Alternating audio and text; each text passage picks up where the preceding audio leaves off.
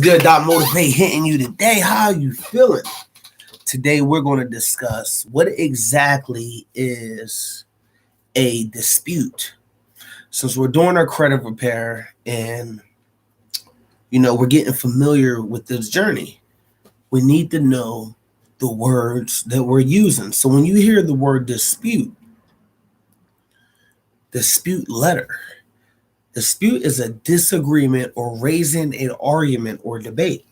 Not saying that, raising that this dispute is final, but you are indeed raising a dispute. Kind of like what we say in court when we say objection. You're disputing what's being said, because if you don't say nothing, it is assumed that the person talking is correct. So we want to know what that word is.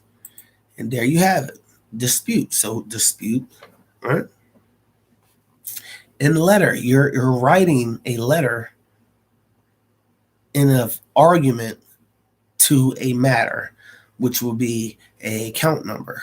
This will be the matter that you're disputing. Hope you like this video.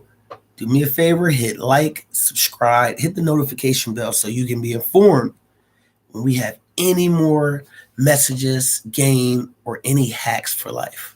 Cheers.